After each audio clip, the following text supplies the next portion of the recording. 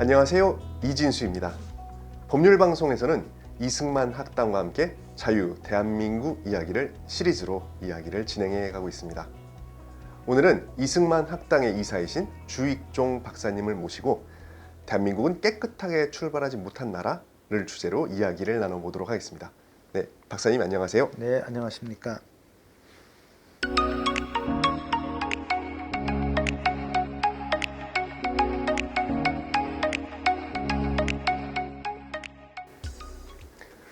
지난 방송에서 이영훈 교장 선생님께서는 대한민국 국민들이 겪고 있는 심각한 갈등과 위기에 대해서 말씀을 해주셨습니다. 그런데 이 갈등을 증폭시킨 요인 중에 하나가 대한민국에 대한 불만, 어떤 근원적인 불신이 자리 잡고 있다, 이렇게 말씀을 해주셨습니다. 그리고 많은 국민들이 자신들이 살고 있는 이 대한민국이 뭔가 좀 잘못 태어난 나라, 문제가 많은 나라라는 인식을 하고 있죠. 그래서 현실의 문제를 실제보다 훨씬 더 위중한 것처럼 이렇게 느끼고 있는 게 아닌가 싶습니다. 또 예를 들어 보면은 현재 집권 여당에서 이재명 대통령 후보가 지난번 한번 안동을 방문한 자리에서 이렇게 얘기를 했었습니다. 친일 세력이 미 점령군과 손을 잡고 지배 체제를 유지했다. 그래서 대한민국이 안타깝게도 깨끗하게 출발하지 못했다. 라고 하는데, 이것이 아마도 현재 집권 여당을 지지하고 있는 많은 분들의 생각이 아닐까 싶습니다. 네, 그렇습니다. 대한민국이 근원적으로 문제가 있는 나라, 태어나서는 안 될 나라라는 인식, 달리 표현하면 대한민국 부정심리라고 하겠는데요. 이런 심리는 우리 국민 사이에 상당히 널리 퍼져 있습니다. 이게 1980년대부터, 그러니까 오래됐죠. 이른바 민중사관, 민족주의 사관에 물든 그 한국사 연구자들이 퍼뜨린 인식인데요. 이게 한 20여 년 지난 2000년대에 들어와서는 이 나라 국정을 책임졌던 대통령까지도 이런 인식을 보인 바 있습니다. 잘 아시는 것처럼 2003년에 3.1절 기념식에서 당시 노무현 대통령이 대한민국은 태어나서는 안 될 나라였고 한국 현대사는 정의가 패배하고 기회주의가 득세한 역사였다고 말한 바가 있습니다.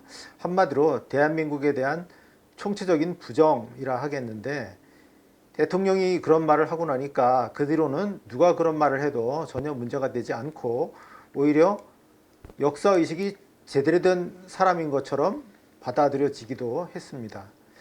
이재명 후보도 똑같은 맥락에서 그 말을 한 것이라고 생각을 합니다.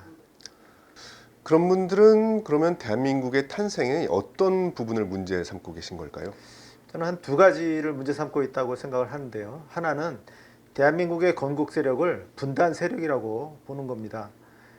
그 분단 세력이 외세와 손잡고 국토와 민족을 두 동강 냈다, 단독 정부를 수립했다 하는 것입니다. 또 하나는 마땅히 처벌했어야 될 친일 세력이 대한민국에서 오히려 부활하고 득세했다고 하는 겁니다. 이걸 합치면 한마디로 대한민국의 건국 세력은 친일 분단 세력이라는 것입니다. 외세라는 단어 자체가 좀 부정적인 뉘앙스를 갖고 있는데요. 어떻게 보면 이제 우리 한민족은 좀 잘해가고 있었고 이제 잘할 수 있었는데 외세가 들어와서 이것이 좀 잘못됐다라는 생각을 갖게 된 거 아닌가 싶습니다. 게다가 이 해방 전국에서 미군은 점령군, 소련군은 해방군, 이런 표현도 있죠. 예, 그렇죠. 대한민국을 부정하는 사람들은 미국은 남한에서 미군정을 실시한 반면에 소련은 북한에서, 그러니까 북한 주민의 인민위원회에 정권을 넘겼다 하면서 외세라고 보지 않습니다. 그러나 군정이냐 인민위원회냐 하는 것은 점령군 여부와는 관계가 없다고 생각합니다. 우선 해방 후 남북한에 각기 진주한 미군과 소련군은 모두 점령군이었습니다. 해방 전 조선은 일본의 영토였고 연합군인 미소양군은 일본군 무장 해제를 위해서 한반도를 점령했습니다. 우선은 점령군으로 한반도에 발을 디딘 것인데요. 그렇지만 또한 미소양군은 조선민족에게는 해방군이었습니다. 지금 보시는 화면은 조선의 해방을 약속한 1943년 11월에 카이로 회담 장면인데요. 카이로 선언에서 미영중 3국은 조선 인민의 노예 상태에 유의하여 조선이 자유롭고 독립적으로 될 것임을 결정한다라고 했습니다. 그에 따라 조선인을 노예 상태에서 해방하여 자유 독립국을 건설하도록 할 해방군으로서 미소양군은 한반도에 진주했습니다. 이렇게 한반도에 들어온 미소양군은 모두 점령군이면서 해방군이었습니다. 이후 양국이 자신의 국익을 한반도에서 얼마나 관철시키려고 했느냐, 거기에 따라서 해방군이냐 점령군이냐가 갈렸다고 생각합니다. 자국의 이익을 타국에 관철시키려 한 점에 있어서는 미국보다는 소련이 더 강했을 것처럼 보입니다. 이념상으로 공산주의가 프롤레타리아 세계혁명을 이렇게 강요했던 것도 그렇고요. 2차 세계대전 이후에 동유럽 국가들이 많이 공산주의화된 것도 그런 건 아닌가 싶습니다. 예, 그렇습니다. 한반도를 분할 점령한 미국과 소련은 근원적인 입장 차이를 보였습니다. 미국은 연합국과 합의해서 한국 문제를 처리한다 하는 방침 외에는 한반도에 대해서 뚜렷한 방침 없이 미군을 진주시켰습니다. 본래 미국은 고립주의 국가였습니다. 북아메리카 대륙 이외의 일에는 관여하지 않는다 하는 것인데요. 예를 들어서 1939년에 제2차 대전이 일어나서 독일군이 유럽을 휩쓸었지요. 루스벨트 대통령은 미국이 참전해야 된다고 봤지만은 미국의 여론은 참전 반대였습니다. 그래서 미국은 참전하지 못하고 기껏해야 영국과 소련 등의 무기를 대여하는 정도였습니다. 미국이 제2차 대전에 참전하게 된 것은 1941년 12월 일본군이 진주만을 기습한 후부터였습니다. 그 후 미국은 연합국 주도의 세계 질서를 수립한다는 전략을 세웠고요. 그래서 한반도에 들어온 미군은 치안을 포함한 현상 유지 정책, 요 정도만 펼쳤습니다. 하지만 소련은 달랐습니다. 스탈린도 제2차 대전 전에는 자국 내 생산력 증강에 주력하는 일국 사회주의 건설에 힘썼지만 제2차 대전 참전 후에 점령지를 포함한 세계 여러 곳에서 전리품을 챙기려 했습니다. 예를 들어서 터키와 리비아, 지중해 연안이죠. 이런 지중해에서 소련 군함을 얻는 게 하나의 목적이었고, 또 당초 미국의 약속이기도 했는데 일본의 홋카이도를 분할 점령하려고도 했습니다. 그런데 그런 소련의 기도가 미국과 영국에 의해서 좌절이 되자 한반도에서 적극적 이익을 추구하기 시작합니다. 1945년 8월 15일 전쟁이 끝난 지 2달 정도 된 1945년 10월 20일부로 스탈린은 북한 주둔 소련군에 북한의 정권을 세우라는 지령을 내립니다. 이 지령에 따라서 이듬해 1946년 2월입니다. 한 4개월 후인데 이때 북조선 임시인민위원회가 수립이 되는데요. 그런데 바로 전해 12월 말에 모스크바 3국 외무장관 회의에서 한반도에 통일 임시정부를 수립하기로 합의해 놓고 북한의 정부를 세운 것입니다. 네, 지금 보시는 자료는 1946년 2월 8일 평양에서 북조선 임시인민위원회 창립을 경축하는 모습입니다. 이 보시는 사진의 오른쪽 위 현수막을 보면은 인민위원회는 우리의 정부이다 라고 스스로 북한 지역 인민의 정부임을 자임했습니다. 물론 현수막에 정부라고 썼다고 해서 진짜 정부냐 라고 물을 수도 있겠는데 그 한미를 보면 진짜 정부였습니다. 이 북조선 임시인민위원회가 바로 다음 달 3월 초에 무상몰수 무상분배 방식의 토지개혁이라는 엄청난 조치를 취했습니다. 토지개혁이야 물론 해야 하겠지만 그 방식은 유상몰수, 유상분배 등 여러 가지가 있었고 어떤 방식으로 할 것인가 하는 것은 남북한을 통틀어서 국민적 합의로 결정할 일, 통일정부 수립 후에 할 일인데 북한에서 공산당 주도로 사유재산제를 부정하고 일방적으로 진행했던 겁니다. 중요 법령을 제정했으니 북조선 임시인민위원회는 정부였던 것이죠. 이는 소련이 진행한 일이고 따라서 소련군이야말로 더 적극적인 점령 정책을 펼쳤다. 소련군이 더 점령군적 성격이 강했다라고 하겠습니다. 주 박사님의 말씀을 종합해 보면 한반도에 진주한 미군과 소련군 모두 해방군과 점령군의 양면을 갖고 있었다. 그런데 미소 간 합의와 관계없이 소련군은 북한의 독자적인 임시정부를 세우고 토지개혁과 같은 사회개조 작업을 실행했다는 점에서 소련군이 오히려 점령군적인 성격을 갖고 있었다라는 말씀으로 이해를 했습니다. 그런데 대한민국을 폄훼하는 사람들은 그렇지 않고 오히려 대한민국의 건국 세력을 분단 세력이라고 이렇게 규정을 하고 있습니다. 과연 그 말씀이 맞는지 한번 분단의 단초랄까 아니면 그 첫걸음이 어디 있는지 한번 말씀해 주시면 감사하겠습니다. 네, 분단의 단초나 시발점, 이건 아무래도 1945년 8월 15일 일본 항복 후에 미소 양군이 한반도를 분할 점령한 데 있다고 하겠습니다. 바로 북위 38도선 분할 점령을 말하는 것이죠. 아시다시피 미국이 일본에 두 차례 원자폭탄을 투하한 후에 8월 9일에 소련군이 일본에 선전포고를 하고 만주와 한반도에 진격해 들어오기 시작합니다. 그러니까 일본이 더 이상 버티지 못하고 8월 11일 항복 의사를 밝혔습니다. 그런데 그림에서 보는 것처럼 8월 11일 이날 소련군은 두만강을 넘어서 함경북도 청진으로 이미 진격하고 있었습니다. 그런데 한반도에서 가장 가까운 미군은 한 1000km 정도 떨어진 오키나와에 있었습니다. 만약 미국이 미소군의 한반도 분할 점령안을 밝히지 않으면 소련군이 곧 한반도 전역, 부산까지죠. 한반도 전역을 점령할 그럴 상황이었습니다. 이에 미국이 소련의 한반도 전체 점령을 막기 위해서 긴급히 38도선 분할 점령을 소련에 제안했고 며칠 후에 8월 14일인가 소련이 그걸 받아들였습니다. 8월 말이면 소련군은 38도선까지 진출해 옵니다. 하지만 미군은 아직도 오키나와를 떠나서 한반도로 오고 있는 중이었습니다. 미군은 9월 8일에야 인천에 상륙했지요. 만약 소련군이 한반도 전역을 점령했더라면 그 점령지에 새로 미군이 진격해 들어올 수는 없었을 수도 있고요. 그 후 한국 전역이 공산화되었을 가능성도 있습니다. 이렇게 미국이 소련의 한반도 분할 점령을 제안한 것이 분단의 먼 기원이라고 하겠습니다. 그렇다고 해서 이것은 미국이 분단의 원흉이었다든가 주책임을 져야 한다는 말은 아니고 미국이 한반도 전체의 공산화를 막은 조치로 이해해야 할 것입니다.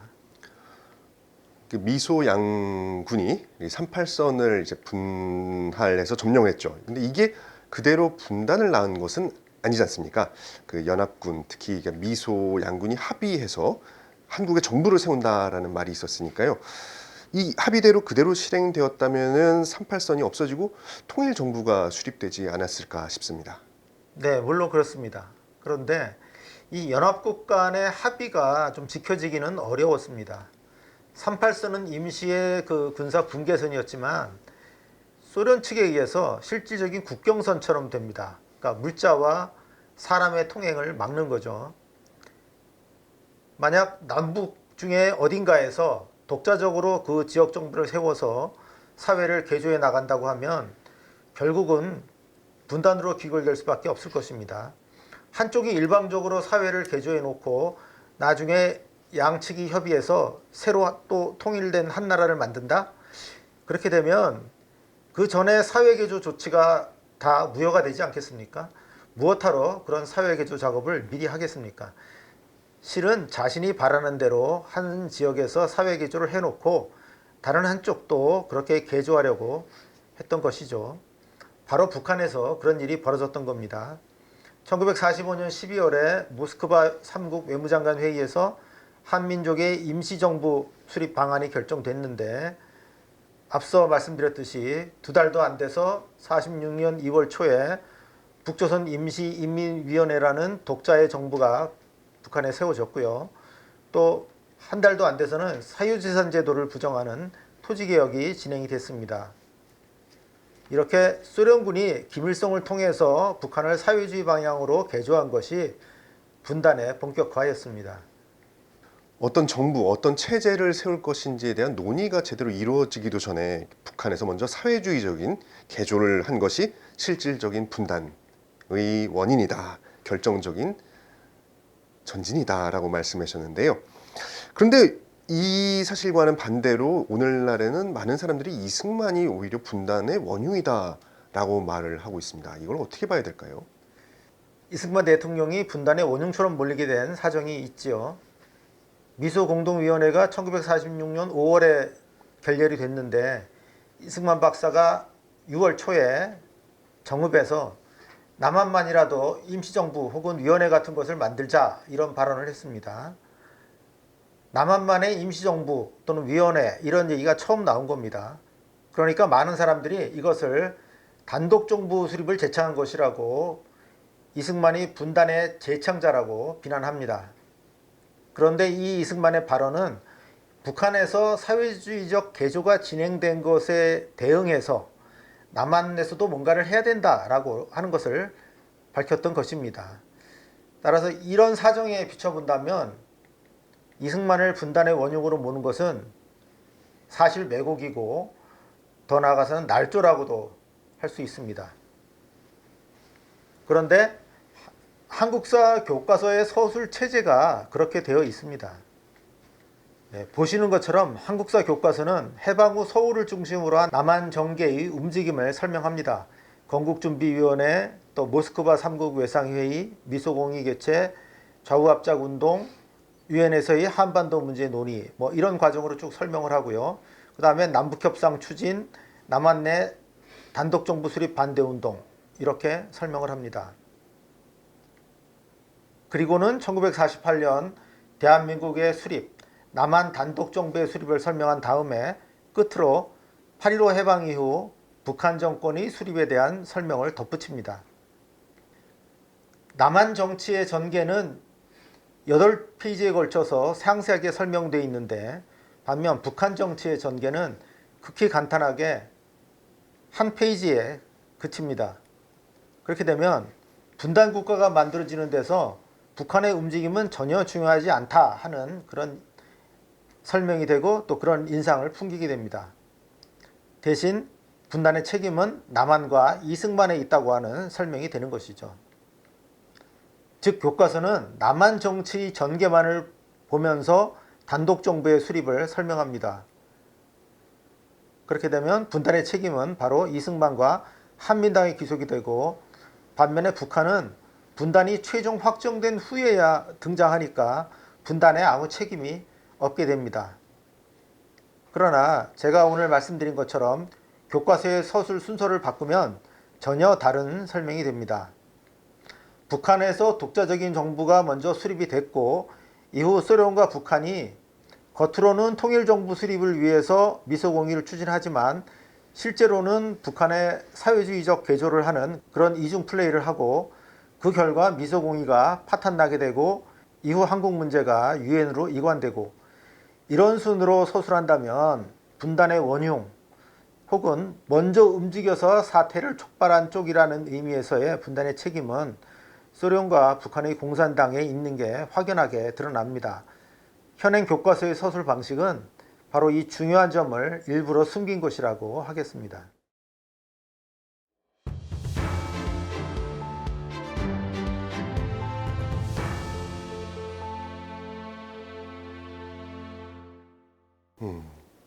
소련과 북한의 단독정부 수립에 맞서서 어떻게 보면 이승만 대통령은 그 대응책을 강구했다고 볼 수 있겠네요. 한편 안타깝게도 여운형 김규식 그리고 또 1948년에 김구 선생님은 그 단독정부를 수립한 북한에 좀 동원됐다, 쇼에 노란한 게 아닌가 싶고요. 예, 그렇습니다. 이미 소련과 북한 공산당이 분단을 선도한 상황에서 그에 대응해서 남한만이라도 건지자고 했던 게 이승만이었던 겁니다. 1946년 6월에 정읍연설처럼 남한만이라도 임시정부나 위원회를 조직하자든가 또는 1948년 초에 유엔 감시가 가능한 지역, 곧 38선 이남 지역에서 총선을 통해서 정부를 수립하자 이렇게 주장한 것이 당시로서는 최선이었습니다. 그것이 한반도 전체의 공산화를 막는 유일한 전략이었습니다. 그러니까 이승만에게서 거두절미하고 남한 단독정부론을 볼 것이 아니라 유라시아를 휩쓴 공산화의 파도에 대한 방파제로서의 남한 정부 수립론, 이걸 봐야 할 것입니다.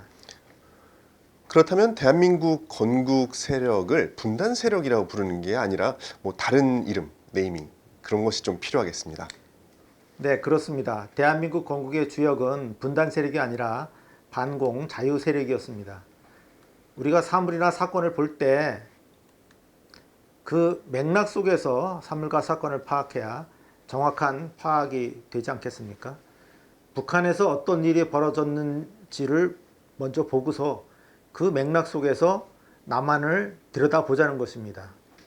그렇게 안 했기 때문에 이승만이나 한민당과 같은 대한민국의 건국 세력이 분단 세력이 되고, 반면에 그 대척점에 있던 김구나 김규식 등 남북 협상파, 또 제주 4.3 봉기와 여수 순천 주둔 국군의 반란을 일으켰던 남로당은 통일 세력이 됐던 겁니다. 한국사 교과서에 그렇게 쓰여 있습니다. 이 보시는 자료처럼 현행 교과서는 대한민국 건국을 방해하거나 대한민국을 무너뜨리려고 했던 제주 4.3 남로당 봉기나 여수 순천 주둔 국군의 반란을 단독정부 수립 반대 운동이라 표현합니다. 이건 다른 말로 하면 통일정부 수립 운동이죠. 남로당이 곧 통일 세력이라는 것, 이것은 대한민국 부정의 논리입니다. 대한민국의 교과서가 대한민국을 부정하는 논리로 쓰여져 있으니 정말 어처구니 없는 일이 아닐 수 없습니다. 그런데도 불구하고 현재 집권 여당의 정치인이나 아니면 대한민국의 많은 국민들이 이 대한민국의 건국 주역이 친일 세력이고 친일파다 이렇게 많이 주장하고 그렇게 알고 있습니다. 그런데 과연 이런 인식에 어떤 사실 근거가 있을까요? 대한민국에서 친일파가 득세했다, 대한민국은 친일파가 세운 나라라는 인식은 대한민국 부정론의 또 하나의 중요한 축인데요. 이 인식이 널리 퍼져 있습니다. 아마 과반의 한국인이 그렇게 생각하고 있지 않을까 싶습니다. 결론부터 미리 말씀드리면 이런 인식은 사실적 근거가 없습니다. 자, 건국 세력이라고 하면 초대 정부 요인과 내각 구성원들을 지칭한다고 할 수 있을 텐데요. 즉 대통령, 국회의장, 대법원장 등 정부 요인, 그리고 부통령과 국무총리, 국회부의장, 정부 각 부처의 장관, 나아가서 차관까지 과연 이들이 친일파였는지를 확인해 볼 수가 있습니다. 제가 이 작업을 좀 해서 표를 좀 만들어 봤습니다. 이 자료 화면을 보시면 초대 정부 요인과 내각의 모든 이가 크고 작은 독립운동 경력을 갖고 있었습니다.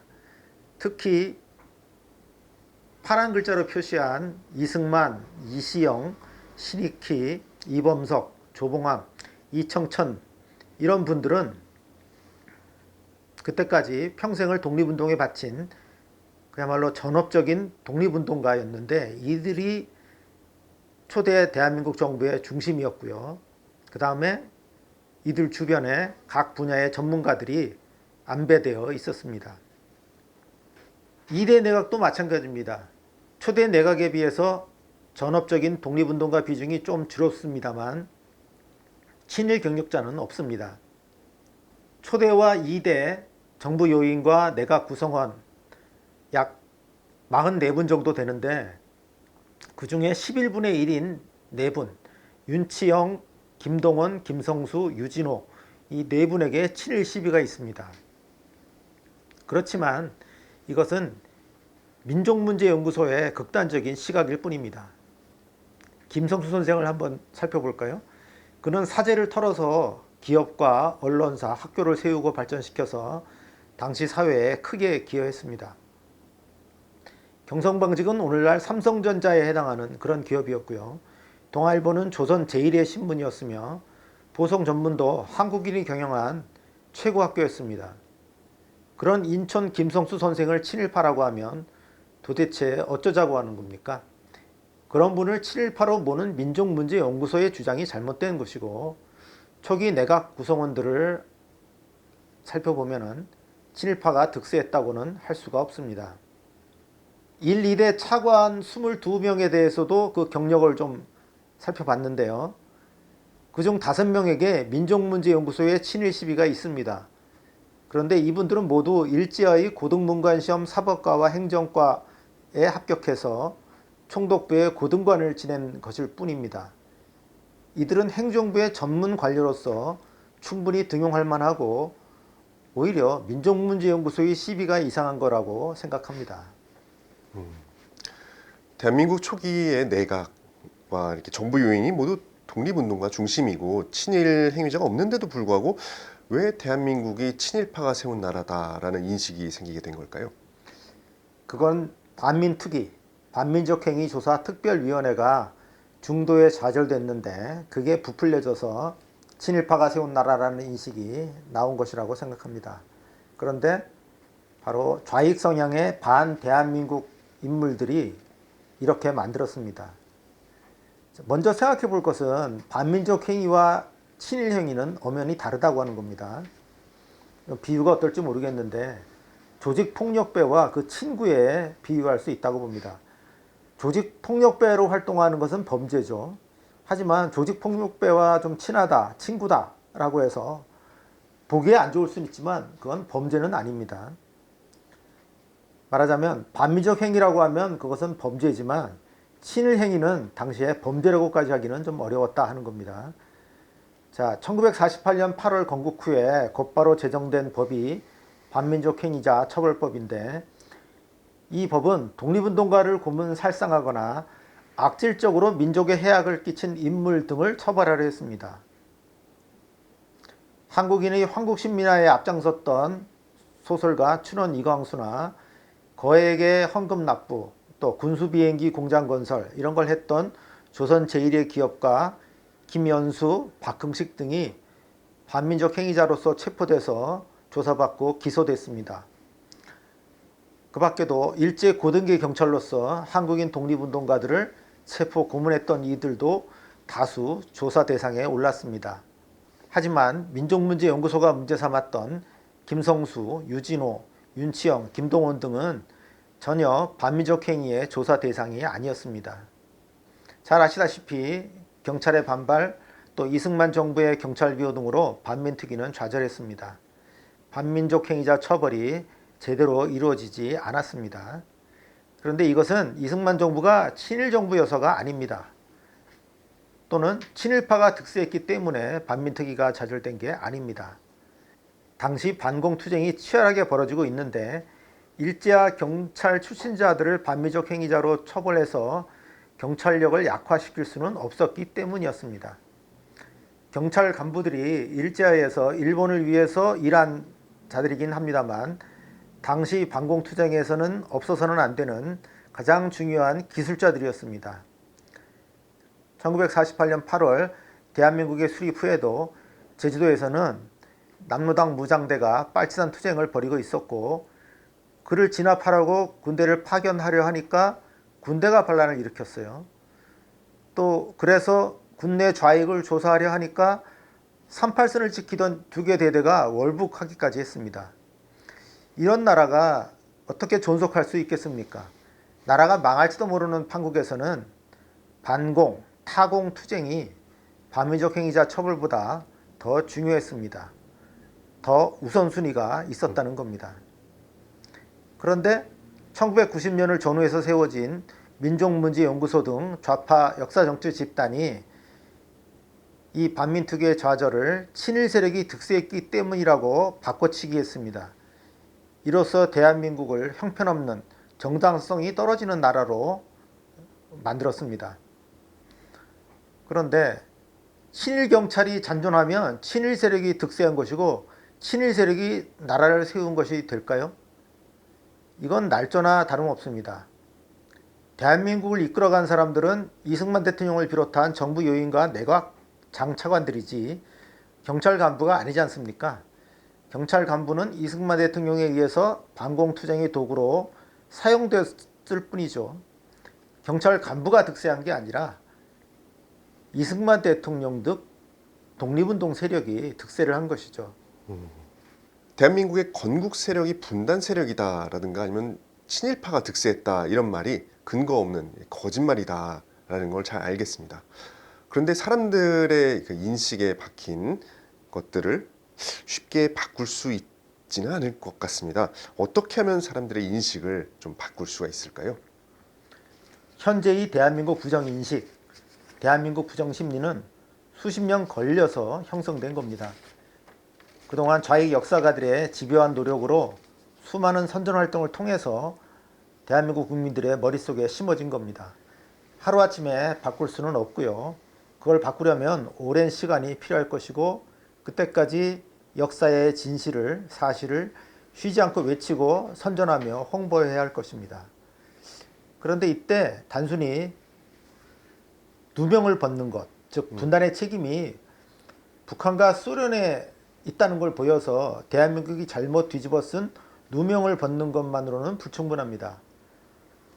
더 적극적으로 대한민국이 자유의 기지로서 건설되었다고 하는 의의를 알릴 필요가 있습니다. 제2차 대전 때까지 세계의 공산주의 국가는 소련 단 하나였는데 제2차 대전이 끝난 후에 공산주의 국가는 수십 개로 늘었습니다. 동유럽을 비롯해서 동아시아와 중남미로 공산화의 물결이 밀려왔습니다. 한 나라가 공산화되면 이웃 나라까지도 공산화된다는 도미노 이론까지도 생길 정도였습니다. 특히 세계에서 인구가 가장 많은 나라인 중국이 공산화되었는데 그것은 중국인에게 처참한 재앙이었죠. 대한민국은 이 한반도의 절반에서 그런 대세와 같은 흐름을 거스르고 자유국가로 태어났습니다. 건국 70년이 넘은 지금 대한민국은 세계의 선진국입니다. 21세기의 한국인은 과거 한반도에 살았던 어떤 이도 누리지 못한 풍요와 자유를 만끽하고 있습니다. 이는 대한민국이 이승만의 의지대로 민권과 개인의 자유를 보호하는 자유국으로 건설되었기 때문입니다. 일찍이 이승만 대통령이 말씀한 것입니다만 몸의 절반이 병들었을 때 먼저 나머지 반쪽의 건강을 지켜야 하는 것처럼 대한민국은 한반도의 절반이 공산주의 수중에 떨어졌을 때 그 나머지를 지켜서 세운 자유국입니다. 장차 병든 절반을 회복시킬 자유기지로서 태어난 나라입니다. 바로 이런 대한민국의 적극적인 의의를 분명히 알고 그를 널리 알려야 할 것입니다. 자유의 기지, 이 말씀이 참 좋은 것 같습니다. 한반도에서 자유의 기지로서 대한민국 수립의 적극적 의의를 인식해야 한다는 말씀에 적극적으로 공감합니다. 그런데 사람들이 이렇게 아쉬워하는 것은 그럼에도 불구하고 대한민국이 초기에 하지 못했던 일, 그 반민족 행위자를 처벌하지 못했다. 이 점에 대해서는 여전히 좀 아쉽거나 좀 문제를 느끼고 있는 사람들이 많을 것 같습니다. 네, 그런데 과제가 여럿 있는데 다 할 수 있으면 좋겠죠. 예를 들어서 한 개인이 운동을 해서 이른바 몸짱을 만들고 또 회사 일도 잘해서 우수 직원으로 표창받고 승진도 하고 이러면 좋겠죠. 그런데 여러 가지를, 아니 단 두 가지라도 잘하는 것은 쉽지 않습니다. 몸짱이 되려면 회사 정시 근무만 하고 퇴근 후에 헬스장에 가서 운동을 해야 하지 않겠습니까? 야구에서 22식 클럽이라고 해서 홈런과 도로를 모두 20개 넘긴 선수를 대단하게 여기지 않습니까? 둘 다 잘하는 특출한 선수도 있지만 대개는 그렇게 잘할 수는 없습니다. 국가도 마찬가지입니다. 특히 대한민국처럼 초기에 빈약한 인적 자원으로 출발한 나라는 여러 과제를 다 수행할 수 없었습니다. 2020년 말에 정치학자 이택선 박사가 취약국가 대한민국의 탄생이라는 책을 내서 화제가 된 바 있었습니다.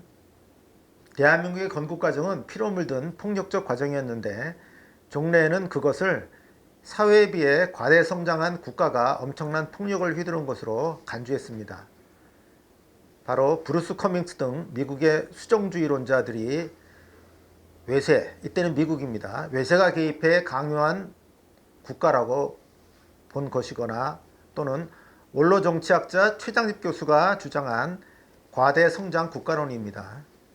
그런데 이택선 박사는 대한민국은 부족한 자원을 억지로 끌어모아 세운 취약국가였다고 했습니다. 공산국가를 세우려는 좌익의 도전은 거세고 반면 그에 맞설 인적 자원은 빈약했다는 거죠. 그래서 민족주의와 애국심 등 이념자원을 쥐어짜서 겨우 세운 나라였다는 것이 이택선 박사의 주장입니다. 일제히 치하에서 관리와 경찰을 한 사람들이 있었습니다. 1940년대 초에 약 7만 4천 명 정도가 됐습니다.